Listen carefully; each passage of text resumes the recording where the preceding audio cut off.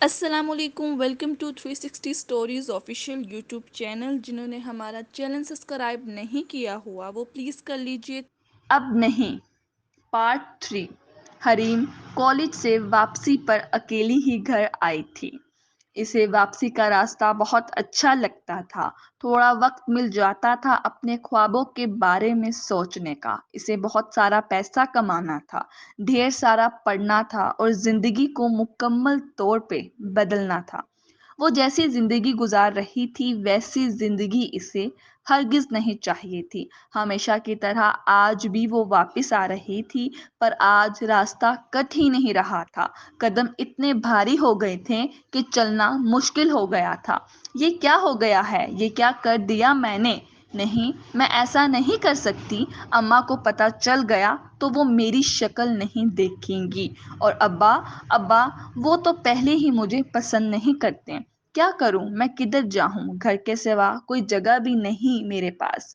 حریم، حریم، او گڈی، سنتی کیوں نہیں ہے؟ حریم ایک دم چونکی تھی۔ دادی سامنے کھڑی تھی اور اوپر سے نیچے تک اس کا جائزہ لے رہی تھیں۔ دادی، آپ کب آئیں؟ میں تو کب سے کھڑی ہوں، لڑکی تم کہاں گم ہو؟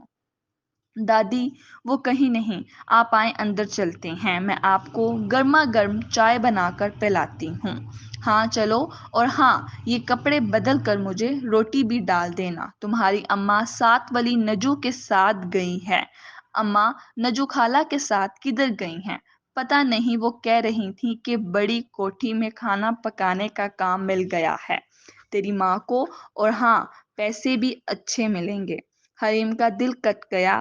پیسے، کوٹھی، نوکری، ایسی ہوتی ہے زندگی۔ ابا پھر بھی اماں کو کبھی عزت نہیں دیں گے تو کیا فائدہ ذلیل ہونے کا؟ اے گڈی، تو بھی کیا آج روٹی کے لیے تڑپائے گی؟ تیری چچی نے بھی آج روٹی نہیں دی۔ لا رہی ہوں دادی۔ دادی بینا جدھر روٹی ملے ادھر بیٹھ کے ان کا بولتی ہے۔ اماں کی نوکری کا سن کے آج تو مجھے گڈی کہتے نہیں تھکیں گی، اور اماں سے اچھی بہو تو دنیا میں کوئی نہیں ہوگی۔ ابا بالکل دادی جیسے ہیں، بالکل، یہ سارے ہی خود غرض ہیں۔ یہ لیں دادی روٹی، اور ساتھ چائے بھی بنا دی ہے۔ آپ روٹی کھائیں، میں اسکول سے رمشا اور ساتھ کو لے آؤں۔ جا لے آ اور جلدی آئے۔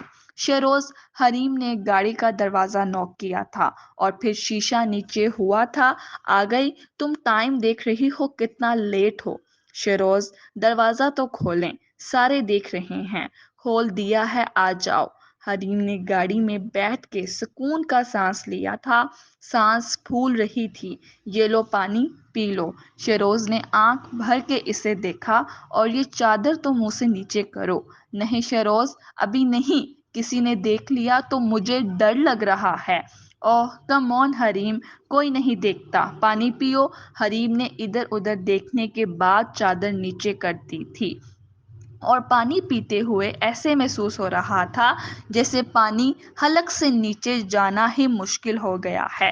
حریم، سارا پانی خود ہی پی لو گی یا مجھے بھی پلاؤ گی؟ میں بھی کب سے گرمی میں تمہارا انتظار کر رہا تھا۔ ساری دنیا کے بیزار لہجے میں شہروز کا لہجہ اسے ہمیشہ سکون دیتا تھا۔ صرف وہی تھا جسے وہ سننا چاہتی تھی۔ کدھر گم ہو گئی ہو؟ کیا سوچ رہی ہو یار؟ کچھ نہیں، یہ لیں پانی۔ نہیں، پانی کو رکھو سائڈ پر، مجھے بتاؤ ابھی کیا سوچ رہی تھی؟ شہروز، آپ مجھے کبھی چھوڑیں گے تو نہیں؟ میں آپ کے بغیر کبھی نہیں رہ سکتی۔ گاڑی کو بریک لگی تھی۔ گاڑی رکتے ہی شہروز نے دروازہ کھولا تھا اور گاڑی سے باہر نکلنے لگا تھا۔ شہروز، کیا کر رہے ہیں؟ واپس آئیں، مین روڈ ہے، آپ گاڑی میں بیٹھیں۔ نہیں حریم، تمہیں میرے لفظوں پہ یقین نہیں ہے نا؟ تو میرا مر جانا ہی بہتر ہے۔ کیسی باتیں کرتے ہیں آپ؟ مجھے یقین ہے، بس ڈر لگتا ہے۔ کیسا ڈر یار؟ میں تمہارا ہوں، صرف تمہارا۔ اچھا چھوڑیں ساری باتیں، ابھی ہم کدھر جا رہے ہیں؟ کدھر جانا ہے مائی لو؟ جہاں آپ لے جائیں۔ یہ ہوئی نا بات میری جان، ایسے خوش رہا کرو۔ وہ دونوں ہمیشہ کی طرح پارک گئے تھے اور بہت پیارا وقت ساتھ گزارا تھا۔ واپسی پر شہروز نے جلد شادی کا بھی وعدہ کیا تھا۔ اماں، آپ آ گئی ہیں؟ ٹائم دیکھیں، رات کے 10 بج رہے ہیں، کیوں اپنی جان ہلکان کر رہی ہیں؟ کوئی نہیں خوش ہوگا آپ سے یہاں۔ چپ کر جا حریم، کیوں جلتی رہتی ہے؟ یہ زندگی ہے میری بچی، پیٹ کی آگ بجھانے کے لیے محنت کرنا پڑتی ہے۔ سب کدھر ہیں اور تو کیوں جاگ رہی ہے؟ سوئی کیوں نہیں؟ اماں میں آپ کا انتظار کر رہی تھی، باقی سب سو گئے ہیں۔ ابا دادی کے گھر سے نہیں آئے، ابھی چلیں، آپ منہ ہاتھ دھو لیں، میں کھانا لگاتی ہوں، پھر دادی کو رات کی چائے دے آؤں گی۔ چل ٹھیک ہے۔ اماں کو کھانا دے کے حریم چچی کے گھر آئی تھی، ساتھ ہی گھر تھا۔ دادی رہتی تو چچی کے پاس تھی، پر کھانا پینا سب اماں کے پیسوں سے ہوتا تھا۔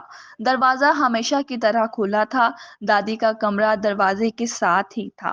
دادی سو رہی تھی، اب اٹھانا مناسب نہیں تھا۔ حریم کو یکدم خیال آیا تھا کہ ابا تو دادی سے ملنے آئے تھے، پر دادی تو سو رہی ہیں اور چچا بھی اسلام آباد گئے ہیں، پھر ابا کہاں گئے ہیں؟ خیر مجھے کیا، جہاں بھی جائیں، میں چچی سے مل کر انہیں کہہ دوں دروازہ بند کرنے کا۔ ان کو بھی اپنے فیشنوں سے فرصت نہیں ملتی۔ اللہ نے اتنا پیارا گھر دیا ہے، پر کبھی جو صفائی کا خیال رکھا ہو۔ حریم نے نیچے والا پورشن دیکھ لیا تھا، بچے بھی نیچے سو رہے تھے۔ اب چاچی کدھر چلی گئی ہیں؟ اتنی رات میں اوپر والے پورشن میں نہ ہو۔ ہائے، اب اوپر جانا پڑے گا۔ چھوڑ حریم، دفع کر، جب انہیں فکر نہیں ہے تو کیوں فکر کر رہی ہے؟ دروازہ بند کر کے واپس چلتی ہوں۔ حریم ابھی واپس جانے کے لیے مڑی ہی تھی کہ کوئی چیز نیچے گرنے کی آواز آئی تھی، اور ساتھ ہی کسی مرد کی بھی آواز تھی، جیسے کوئی کچھ کہہ رہا ہو۔ کیا چچا واپس آ گئے ہیں؟ نہیں نہیں، وہ تو ابھی شام کو ہی گئے ہیں۔ پھر اوپر کون ہے؟ حریم آہستہ سے سیڑھیاں اوپر چڑھی تھی۔ اوپر کے پورشن میں 2 کمرے تھے، اور ان میں سے ایک کمرے کا دروازہ بند تھا، اور اس کمرے میں سے آوازیں آ رہی تھیں۔ نگین، تم نے کیا کیا؟ جان جان دیکھو نا، گلاس ہاتھ پہ لگ گیا ہے، اتنے نازک ہاتھ ہیں تمہارے۔ یہ آواز نہیں نا، ایسے نہیں ہو سکتا۔ یا اللہ، اس کے قدموں تلے زمین نکل گئی تھی، وہ فوراً واپسی کے لیے بھاگی تھی۔